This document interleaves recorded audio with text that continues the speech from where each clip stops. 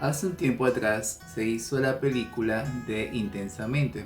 Esta película tenía la finalidad de hacer ver que los seres humanos pasamos por distintos momentos o etapas de la vida en la que las emociones se hacen a flor de piel y que muchas veces estas emociones hacen de que tengamos momentos tristes, momentos alegres, momentos en los cuales nos desesperamos o momentos en los cuales nos enojamos. Cada una de estas emociones que son intrínsecamente o innatas o parte de nosotros hacen de que los seres humanos podamos tener distintos tipos de sentimientos. Pero más allá de lo que a través de una película se trata de representar lo que son las emociones humanas, nos hemos preguntado en algún momento cómo es Dios, en qué sentido Dios transmite sus emociones hacia nosotros, cómo es la forma que Dios expresa sus sentimientos por nosotros. Encontraremos a un Dios en el cual se concibe como en las antigüedades de que había que hacer algo para aplacarlo. Si quieres saber un poco más sobre cómo es Dios hacia nosotros y cómo refleja su amor por ti y por mí, te invito a que no te pierdas el repaso de la lección de esta semana, la lección número 4, titulada Dios apasionado y compasivo. Quédate aquí.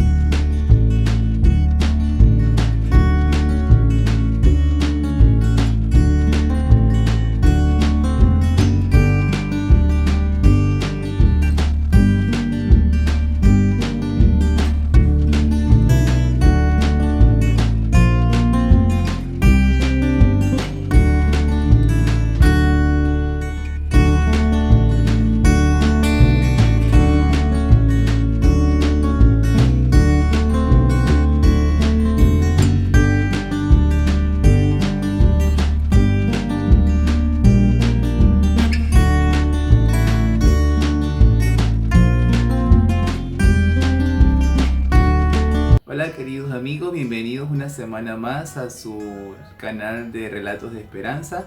Recuerda que si tú no estás suscrito todavía, corra ya y lo hagas. Aquí le dejo el nombre del canal, Relatos de Esperanza. Recuerda que este es un canal con un mensaje de esperanza.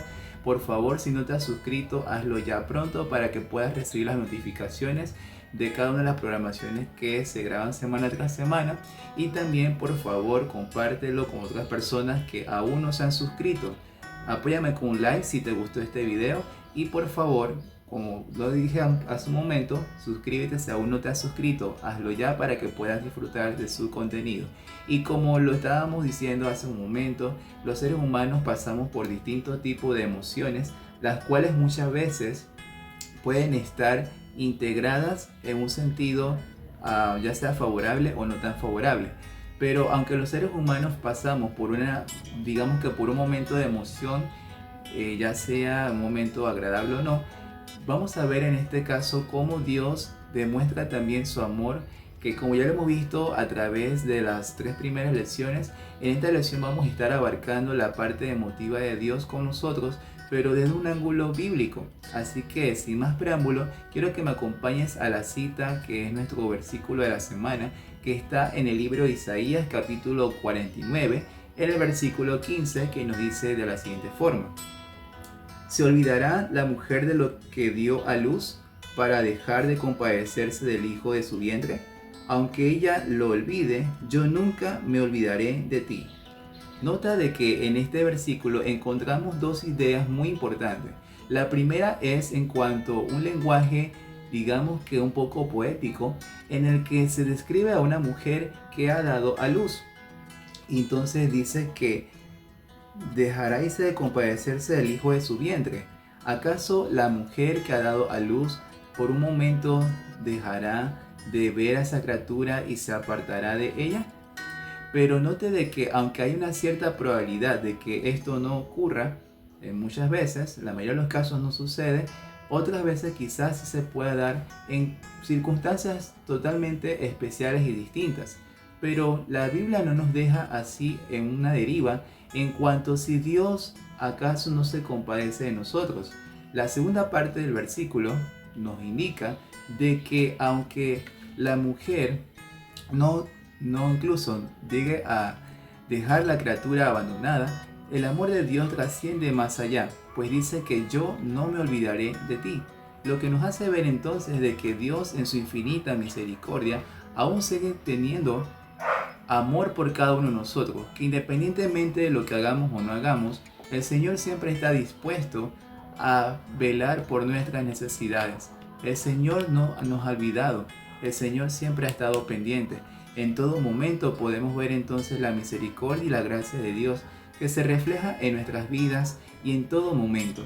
Esto nos hace ver entonces de que realmente el Dios el cual nosotros adoramos es un Dios que está no ajeno a nuestras necesidades, sino muy por el contrario es un Dios que muestra su gracia, que muestra su poder y que muestra su misericordia. A pesar de lo que hagamos, muchas veces el Señor está dispuesto a socorrernos a cada uno de nosotros. Es muy interesante la forma en cómo Dios revela a través de este versículo esta gran verdad.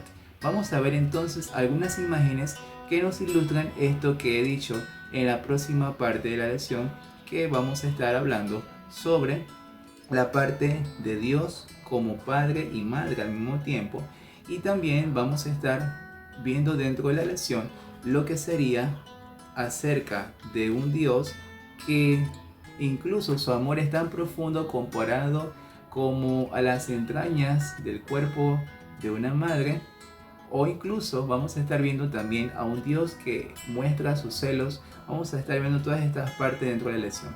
Acompáñame en la siguiente parte del estudio. Vamos a continuación la parte en la que Dios habla como si fuese un padre. Veamos lo que dice el Salmo capítulo 103 en el versículo 13 y nos dice de la siguiente forma: como el padre se compadece de los hijos, se compadece Jehová de los que lo temen. Nota aquí entonces de que el lenguaje que el Señor usa es acerca de un padre que se compadece de sus hijos. La figura paternal nos trae muchos buenos recuerdos. Si hemos tenido padre amoroso, claro que sí.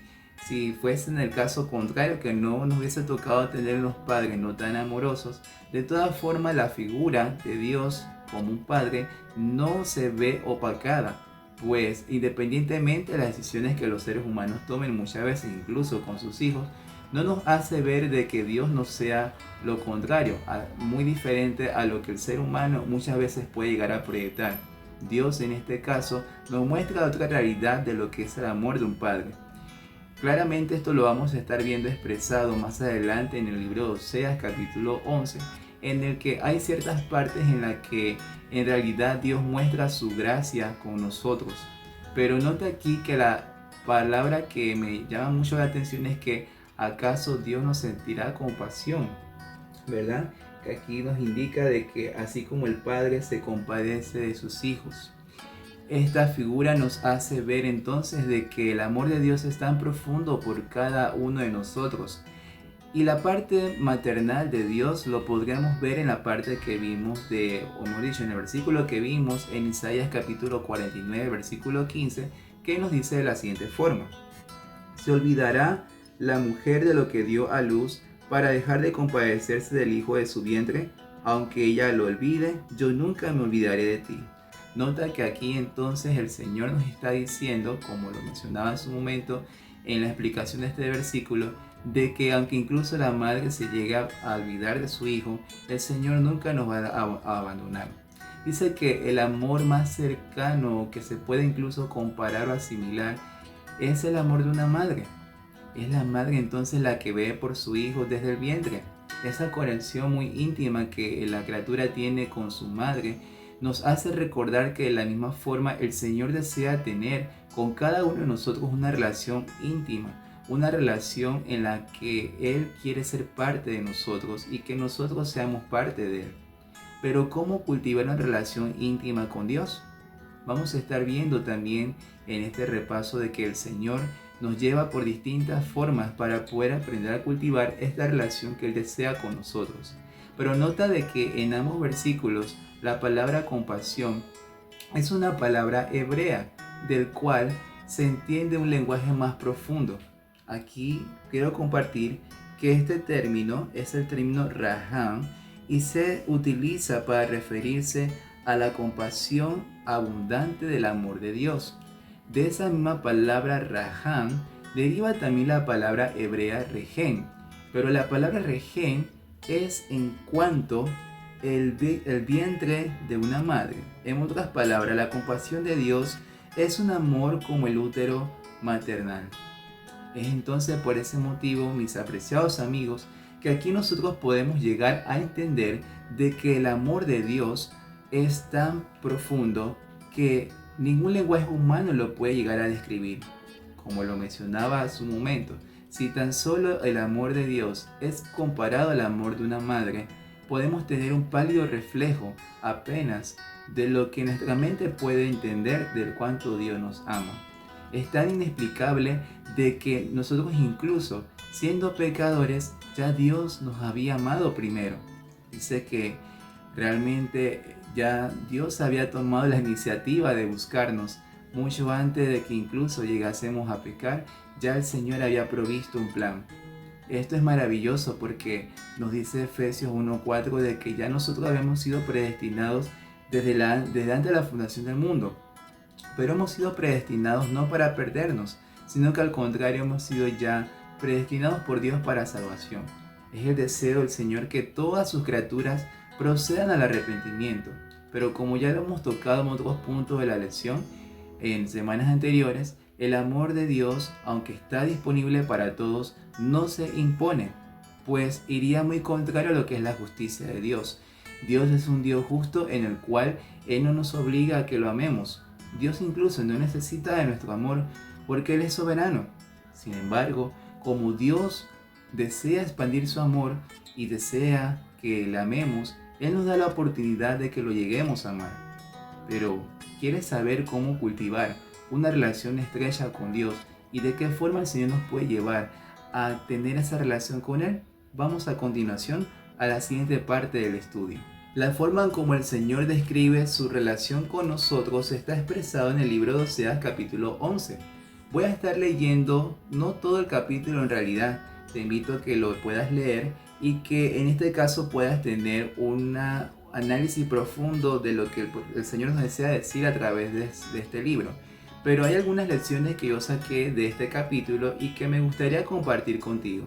Parafraseando un poco lo que nos habla este capítulo, es básicamente el proceso en el cual Dios llevó a su pueblo desde sus comienzos, cómo el Señor estuvo atento a cada una de las necesidades que el pueblo tuvo y cómo el Señor proveyó cada una de ellas. Sin embargo, vemos aquí también en este capítulo de que el Señor hace un gran llamado a su pueblo, pues había apartado de Él, había ido tras falsos dioses y habían olvidado todas las bondades que el Señor había tenido con ellos. Pero veamos aquí la parte que nos interesa saber, y es en cuanto a esa relación de padre e hijo. Veamos cómo Dios trata a su pueblo en el libro de Oseas capítulo 11. Voy a estar iniciando en el versículo 1. Acompáñame a continuación a Oseas capítulo 11 en el versículo 1. Cuando Israel era muchacho, yo lo amé, y de Egipto llamé a mi hijo. Nota de que aquí el Señor nos habla de que cuando Israel era muchacho. ¿En qué sentido Israel era muchacho? Pues vemos aquí claramente de que el pueblo de Dios en sus comienzos no había alcanzado el estado de una nación como tal, e incluso no habían salido de Egipto. Dios ahora llama a su pueblo a salir de Egipto. No todos conocemos la historia de cómo Dios libertó a su pueblo. Y es claro y notorio aquí que el Señor hizo grandes proezas y maravillas con su pueblo. Entonces aquí claramente se puede entender de que el Señor llamó a su pueblo para que pudiese caminar correctamente para establecerse como una nación. Y dentro de este proceso de establecimiento, el Señor la llama para que puedan ser un pueblo diferente. Pero este proceso nos hace recordar de que el Señor va guiando cada uno de nuestros pasos. El siguiente versículo nos va a enseñar esto. Es en el versículo 3 y 4. Con todo yo enseñaba a andar a Efraín tomándolo por los brazos, mas ellos no comprendieron que yo los cuidaba. Con cuerdas humanas, versículo 4, con cuerdas humanas los atraje, con cuerdas de amor fui para ellos como los que alzan el yugo de sobre su cerviz, y puse delante de ellos la comida. Nota entonces que aquí hay otras partes que el Señor nos hace ver. Y es que el Señor nos va enseñando, Él nos va instruyendo y nos va cuidando, nos va proveyendo incluso para que reconozcamos lo que Él hace por nosotros. De la misma forma como un padre provee no solamente seguridad a su hijo, también le provee un techo, le provee una comida, le provee una educación. El Señor también ha provisto a cada uno de sus hijos estos mismos dones, pues el Señor nos ha provisto un seguro techo y es nuestra patria celestial. Mientras estamos aquí en esta tierra transitando, podríamos decir que ese techo o seguro o refugio que tenemos es la iglesia. El Señor ha provisto los recursos necesarios para que cada uno de nosotros podamos tener dignidad como seres humanos. Pero nota que así como el Padre provee seguridad, el Señor también ha prometido estar con nosotros. Su presencia siempre nos acompañará. De la misma manera, también podemos entender que la educación que el Padre provee a un hijo, y que incluso es un derecho que los hijos tienen, de la misma manera el Señor ha provisto a través de su palabra todas las enseñanzas necesarias para que podamos recibir una educación como ciudadanos del cielo. Notemos aquí entonces que el proceso que el Señor va haciendo con nosotros es tal como Dios se ve como un padre. Pero no solamente el padre provee estas cosas buenas con sus hijos, también como un padre que ama a sus hijos, provee disciplina. Dice en los versículos 5 al 8 lo siguiente: no volverá a tierra de Egipto, sino que el asirio mismo será su rey, porque no se quisieron convertir. Y notarás que en los versículos 6-7 se vuelve a repetir la misma expresión, pero finalmente en la parte de última del capítulo 8 nos dice de que el Señor se compadece. Nota lo que dice el versículo 8: mi corazón se conmueve dentro de mí, se inflama toda mi compasión.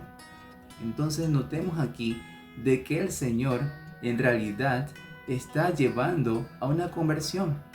En pocas palabras, cuando vienen momentos de dificultad, no es porque el Señor nos ha abandonado. Dice el libro de Hebreos en el capítulo 12 que el Señor al que ama disciplina. Entonces, por lo tanto, aquí nosotros podemos ver claramente de que así como el Señor provee, tal como lo dice Filipenses 4:19, de la misma manera el Señor incluso nos acompaña en momentos difíciles para que a través de las pruebas podamos comprender que Él está al control de todo. Todo esto denota a un ser que se preocupa por nosotros.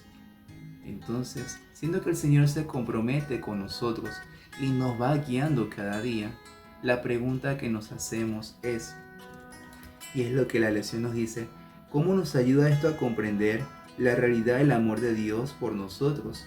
¿Qué consuelo podemos y debemos extraer de esta comprensión?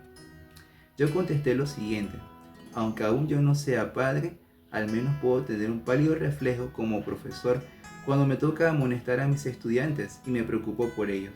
Todo eso me hace ver cuánto valgo para Dios, porque Él desea lo mejor para mí. Esta pregunta que va dirigida a los padres nos debe llevar a la reflexión de que así como el Padre quiere lo mejor para sus hijos, el Señor también quiere lo mejor para ti. Únicamente te toca aceptar ese regalo inmerecido. Veamos entonces la segunda parte de este estudio, que nos habla en cuanto al amor profundo de Dios comparado así como los órganos más internos de una persona. El libro de Mateo, capítulo 9, el versículo 36, nos hace ver cuán profunda es la compasión de Jesús. Ya hemos visto entonces un Dios que se compadece de nosotros y que es comparado como un padre o una madre. Pero veamos ahora la siguiente parte que nos habla sobre la profundidad de ese amor. Al ver las multitudes tuvo compasión de ellas, porque estaban desamparadas y dispersas como ovejas que no tienen pastor. Nota aquí que los evangelios con frecuencia registran a Jesús que se compadecía a las personas que estaban en situaciones difíciles y no solo sintió compasión de ellas, sino que también se ocupó de sus necesidades. Notemos aquí entonces que así como el término compasión que es la palabra, como lo decía aquí, que hace un momento lo leí, es la palabra Raham, y que el término Raham, que conlleva al término Rahem, que es como el útero de una madre. Jesús también, la misma naturaleza como su Padre, nos hace ver de que Él también tiene un profundo interés por nosotros. Tanto fue el interés de cada uno de nosotros que Jesús tenía por ti y por mí, es que Él dice que Él vino para darnos vida y para darnos vida en abundancia. Muchas veces Jesús nos mostró incluso la parte más humana de Él y que nos hace ver a un Jesús que realmente se identifica con nosotros. Esto nos hace ver entonces la manera en cómo Dios nos hace ver que Él no está lejano. Él nos hace ver a través de este ejemplo de que el Señor también está cercano a nosotros y que aparte de estar cercano a nosotros, también muestra esa misericordia que muchas veces como seres humanos nos hace falta. Dice el libro de el discurso del Maestro Jesucristo en la página 25 y 26 lo siguiente, y quiero compartirlo contigo. No importa cuál haya sido la experiencia del pasado, ni cuán desalentadoras sean las circunstancias del presente, si acudimos a Cristo en nuestra condición actual, débiles, sin fuerza, desesperados, nuestro compasivo Salvador saldrá a recibirnos mucho antes de que lleguemos y nos rodeará con sus brazos amantes y con el manto de su propia justicia. Nota aquí de que es tan grande la compasión que el Señor tiene por nosotros, que Él está allí esperándonos. Esto me hace ver de que tengo un Dios que realmente muestra una verdadera compasión por mí, y que esa compasión me hace ver que yo también tengo que reflejar ese carácter que Dios desea que yo refleje con otras personas. Me hace ver entonces que debo sentir más compasión, que debo sentir más tolerancia incluso por las personas que quizás muchas veces nos hacen daño. El Señor nos hace ver aquí entonces que debemos ser más sensibles a la voz de Dios. Y al ser más sensibles a la voz de Dios, podemos ser personas en realidad. Hemos secularizado este mundo en el cual muchas veces nosotros pensamos que es así, cuando realmente no es la forma en la que Dios nos enseña a mostrar amor. Veamos entonces ese interés que Dios tiene por nosotros sobre un Dios celoso. Vamos a ver de qué forma Dios muestra sus celos, pero no en la manera negativa, como muchas veces las personas lo concebimos, sino al contrario, esos celos que nos llevan a ver el interés que Dios tiene por ti y por mí. Hasta aquí entonces nosotros hemos podido ir entendiendo de que Dios no es ajeno a lo que nos pasa. Vamos a ver entonces lo que dice el apóstol Pablo con relación a la parte de los celos que Dios tiene. Es un poco extraño ver que un Dios que nos enseña a no desearle mal a otras personas, que nos invita a ser amorosos y a no tener envidia, esto que realmente cuando yo lo leía decía, pero ¿cómo que Dios es celoso? Bueno, vamos a ver lo que dice el apóstol Pablo en 2 Corintios el capítulo 11, el versículo 2. Porque os celo con celo de Dios, pues os he desposado con un solo esposo, para presentaros como una virgen pura a Cristo. Nota aquí que el apóstol Pablo le habla a los corintios de que él tiene un celo extremo por la iglesia, pues la iglesia en realidad únicamente tiene vínculo con Jesús. Él desea que su iglesia sea una iglesia pura, una iglesia virgen. Pero ¿cómo entender entonces esos celos? ¿Acaso serán celos infundados? ¿O serán celos que realmente se dan por un motivo? Mira lo que dice el Salmo en el capítulo 78. El versículo 58 nos hace ver realmente lo que estaba pasando con la iglesia. Salmo 78, el versículo 58 nos dice así: lo enojaron con sus lugares altos y lo provocaron a celo con sus imágenes de talla. Aunque la iglesia de Corinto no tenía imágenes o adoraban falsos dioses, la conducta licenciosa y libertina de Corinto hacía de que el celo del Señor estuviese sobre esta iglesia. Por ese motivo el apóstol tendría que reprender lo que estaba pasando en la iglesia. Esto nos hace ver a cada uno de nosotros que hoy en día no es ajena a la situación. Hoy en día también podemos estar pasando por momentos en el cual la iglesia corre el riesgo de apartarse del Señor, que incluso llega a tener esa desconexión con Dios, y realmente no debe ser así. Hay algunos versículos que te los dejo de tarea para que los leas. Yo solamente voy a estar refiriendo los versículos y de entre esos voy a leer aunque sea uno para que tengamos un vistazo adicional sobre el celo de Dios. La imagen de un Dios celoso lo podemos encontrar en Éxodo capítulo 20, versículo 5, en Éxodo 34, 14, Deuteronomio 4, 24, Deuteronomio 5, 9, 6, 15, 32, 16 y 21, Josué 24, 19, Primera Reyes 14, 22, Salmo 78, 58 y Ezequiel 39, 25. De todos estos versículos que te he mencionado, yo me voy a detener en lo que dice Deuteronomio capítulo 32, el versículo 16.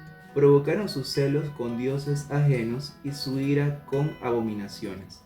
Nota aquí que entonces realmente son celos que el Señor tiene por una base, una razón de ser.